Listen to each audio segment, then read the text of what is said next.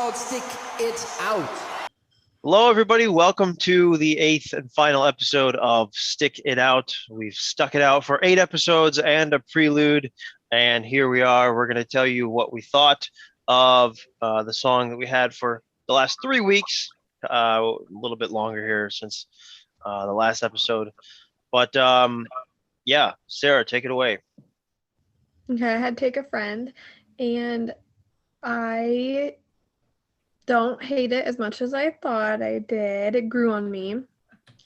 Like, I don't find it annoying or anything. I don't hate it. I wouldn't skip it. I might skip. I like it. I like the music. I think the lyrics are cheesy. That's all. That's the first album, right? Yes. And that's the thing. Like, I mean, for It's the it being entire on first album. like, it's not a bad song. There's nothing wrong with it. I just think that the lyrics are cheesy. Well, yeah, but I mean, the lyrics were all thrown together at the last minute. I mean, because Geddy and Alex had to throw the lyrics together. So I mean, I don't think that the lyrics are as bad as literally any lyrics in any country song. It's good for a rock song, bad for a Rush song. Yeah. That's the first album. That's the first album in a nutshell. That is the first album. Yeah, exactly. Yeah. It's good. It's a good rock album. It's a bad Rush album. Yeah. So it grew on me. It grew on me more than I thought it would. I thought that I would dislike it even more. But I don't. I probably like it more. I kind of have to ignore the lyrics. So it would be better as an instrumental. Yeah. Or with different lyrics. She goes, or different lyrics. different lyric. Yeah. Rewrite the lyrics. But I like it. Like, I can I don't It's hate fairly it. enjoyable. Yeah, more enjoyable. I'm just putting words in your mouth here. More enjoyable than I thought it would be after listening to it for 3 weeks. Oh boy. That's fair. All right. I don't find it as remember with Bindhorn the Snow Dog, I found it very annoying after listening to it over and over again. No, I don't feel that way with Take a Friend. It grew on me. So where did it move to? The middle of the pack? End of the pack? It's in like the bottom third, but higher in that third. Okay. It's in the top of the bottom third. Top of the bottom third. Maybe middle of the bottom third. It's in the top eighth of the bottom third. Yeah. Something Brian's like that. this is going off the It's rails. giving me a headache already. Yes. Yeah. All right. I probably won't skip it. Depends on the mood, My head is spinning. Okay. Just trying to nail it down, man. I really like it until Geddy starts singing. Oh, good grief. All right. Well, so I had Tears from 2112, and I'll tell you a funny story. First, so I just use my iPhone's music app I own all the music, and I do it the old-fashioned way. I don't use streaming or anything, or I don't even use iCloud. I just put it from the computer to the phone. And when I was trying to make a playlist for this, or like a palate cleanser type playlist, I deleted Tears, and I thought I was deleting it from the playlist, but I actually deleted it completely off my phone. So I was like, all right, well, oh, man. I guess that's it. I can't do it. I can't listen to Tears. Sorry, Tears. I then went and I synced up my phone an old-fashioned way, got the song back on there. Then I wanted to listen to it as part of 2112. Put 2112 in a playlist. Did the same friggin' thing like an idiot and deleted all of 2112, thinking I'm deleting it from the playlist, but I actually deleted the whole album from my phone this time.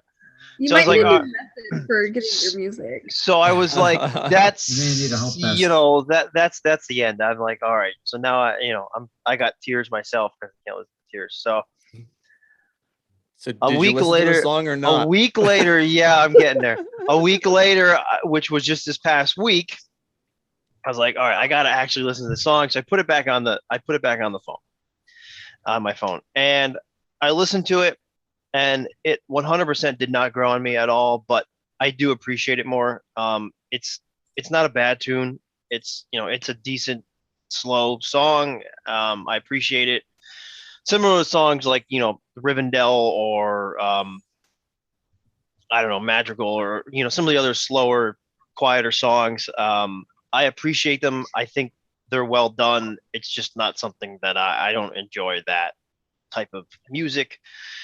I guess in general. I think Getty sounds fine. I think he does a really good job, but it's just not something that I enjoy. It's something that I would skip.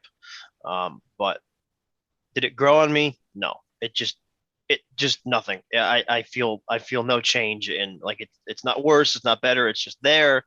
But at minimum, I guess I found a new appreciation for it. So yeah, that's pretty much it. You didn't listen to the Alice in Chains version from the 2112? I did once. Yeah, I listened to that once.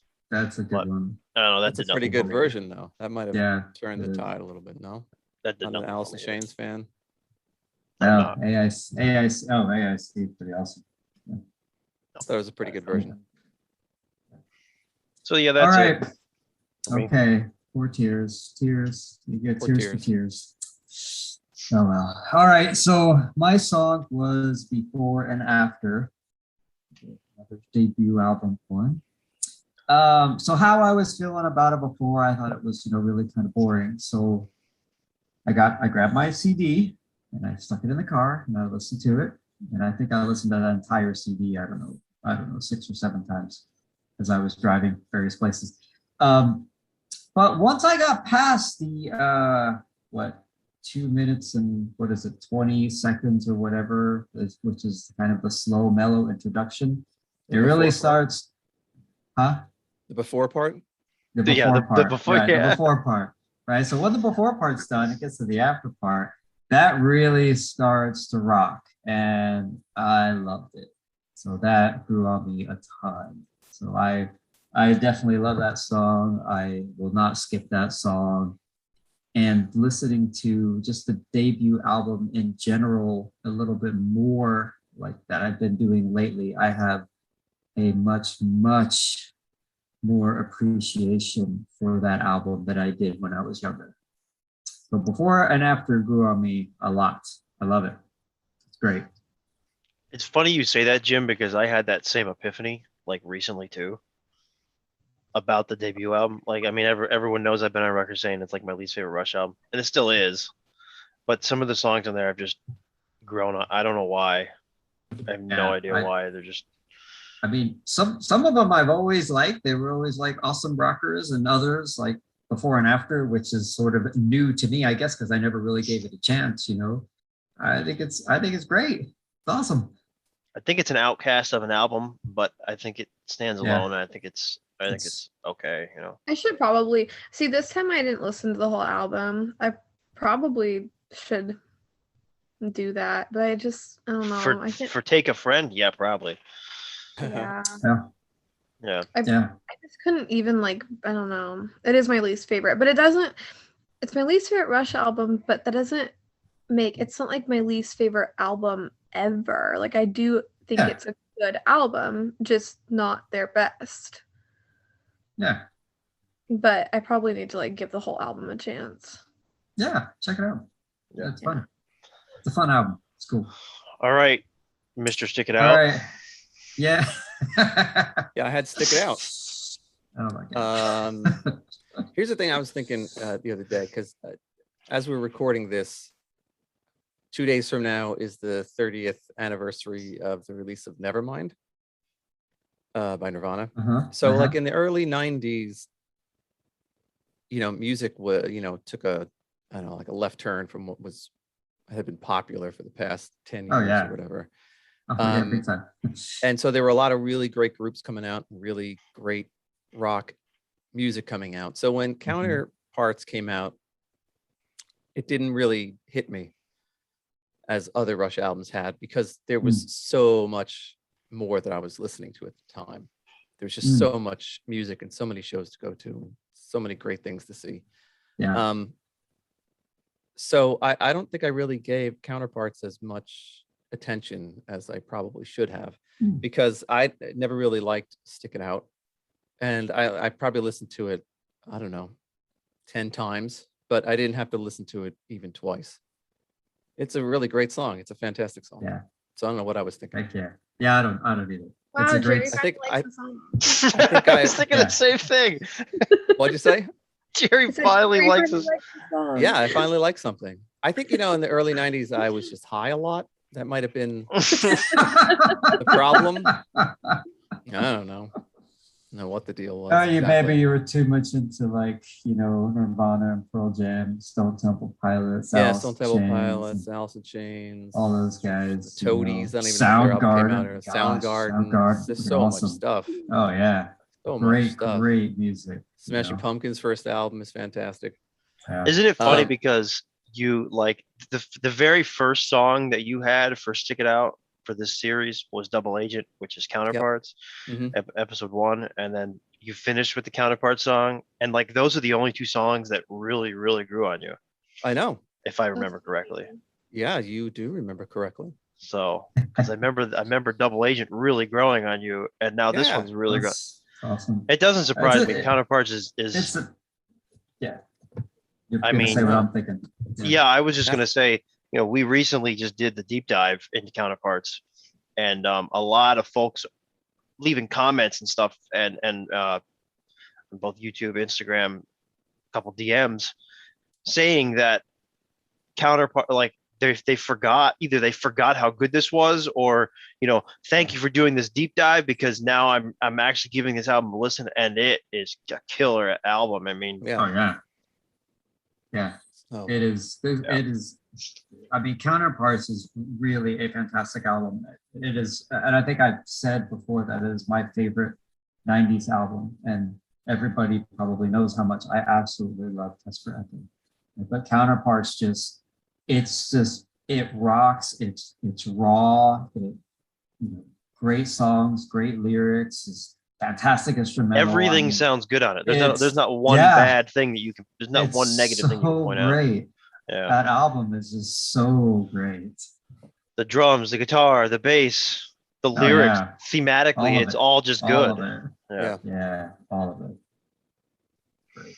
All right. Well, with that kind Okay. of idea in mind, like we were talking about with with Jerry here, with those 2 songs grew on him the most, we kind of thought, because there's no wheel to spin and there's no more songs to go on to the next episode, because this is the end of the line, we thought it would be cool to basically rank the songs that we had over the course of the last couple of months on this series, from least preferable to most preferable. So I guess how we're feeling about the songs now, which songs we like the most now, from our list of 8, and in Sarah's case 6, and basically say a few things about the list. So Sarah, you can go first. Okay, number 6, so least preferable for my list. Sarah's frozen. Yeah, but we can hear her. Oh shoot. You're good Yeah, now. go ahead. Go ahead. Okay. So number 6, least preferable, is Bite Her on the Snow Dog. Number 5, Take a Friend. Number 4, it's really hard for me to choose between Bastille Day and Freeze, but I think number 4 is Bastille Day. But you have to realize that, like, once I get to number 4, I like all these songs a lot, like really like wouldn't skip any of them. So number 4, Bastille Day, number 3, Freeze, number 2, The Wreckers, and number 1, Halo Effect. So Clockwork Angels really grew on me a lot. Yeah, that's what I was gonna say. It sounds like you were really loving Love the Clockwork Angels album. I love it. Oh, okay. Not a fan of Vitor. Well, and it also kind of seems from your list that you, well, this is just from the list, right? So I could be wrong, completely wrong, but just from the list, you appreciate the newer music versus Yeah. the older See, Rush and music. but that is new for me. I haven't always appreciated the newer stuff. Like I recently got into Snakes and Arrows, probably a little over a year ago. I didn't like it when it first came out, but when it first came out, I was a kid and I liked the 80s stuff more. Yeah. So I hadn't given it a chance for a long time, and I still hadn't given Clockwork Angels a chance, but it's one of my favorites now. So it's kind of, I mean, I honestly I do like every Rush album. I even like Crest of Steel now, which I didn't used to at all. But yeah, I like it is nice to like the newer stuff. I don't know. I definitely appreciate it more, but I just I'm obsessed with Clockwork Angels and Snakes and Arrows now. And I used to not like them at all. Like when they first came out, I listened to them once and then put up with my mom listening to them. I mean, the band really grew as songwriters and as musicians, and I think the quality of the stuff they put out. Oh, Yeah. you know, Clockwork Angels is probably my favorite album right now. Yeah. It's a really good Rush record. All right. So my from bottom to top, least preferable to most preferable now is Tears, The Stars Look Down, Nocturne, Anagram for Mongo, Spindrift, Carve Away the Stone, Witch Hunt, and Armor and Sword. So I mean, I think it's no secret at this point that Armor and Sword's like a top 10 Rush song for me. Like that, skyrocketed up my list of, of favorite Rush songs. A lot of the songs in the middle here could be interchanged based on the day, based on the mood. I like all of them. Witch Hunt, Carve Away the Stone, Spindrift, and Anagram. I wanted to say something about Anagram. So when we did the episode, I forget what episode number it was, but when I had that, I was kind of like, yeah, okay, whatever. It's cool. I appreciate it. But recently it's, I've heard it a few times and it's grown on me recently, quite a bit. So it was near the bottom of my list, probably, 2 weeks ago when I was, considering this for this episode, but now it's, it's moved its way up, and The Stars Look Down is still really, that hasn't, I hope eventually it's something to hook me, but it just didn't. So, that's my ranking.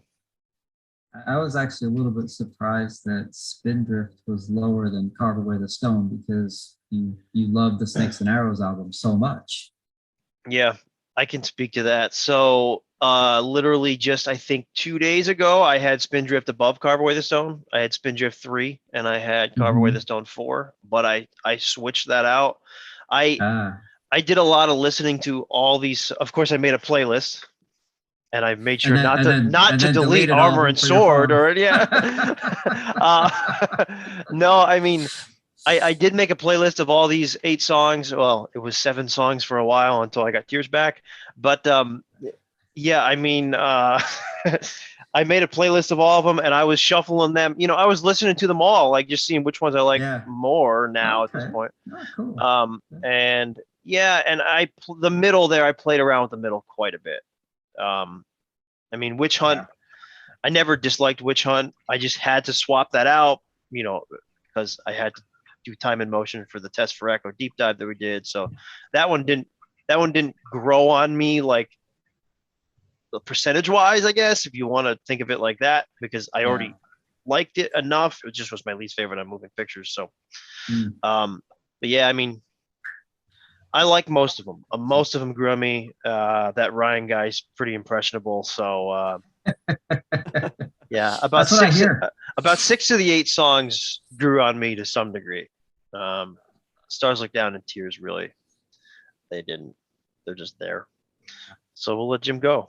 Go ahead. All right. So for me, from bottom to top, I've got BU2B2, Rivendell, The Main Monkey Business, Scars, Tears, Resist, Before and After, and Earthshine. And I know some people are going to probably be rolling their eyes about my main monkey business being low on that list. And I appreciate the instrumental a whole lot more. Now that I listen to it more, and it's actually more complex than I had thought before I did this. Before I dove into that for Stick It Out. But just from all of their instrumental lists, it's still probably my least favorite instrumental if I had to rank the instrumentals themselves. So that's why it's further down there. And Earthshine and Before and After, I just had to hear them like once or twice, and I'm like, wow, why was I not paying attention to these songs? These are awesome. So that's how they got way up to the top. I would have thought Scars would have been higher. I thought you kind of really were digging Scars.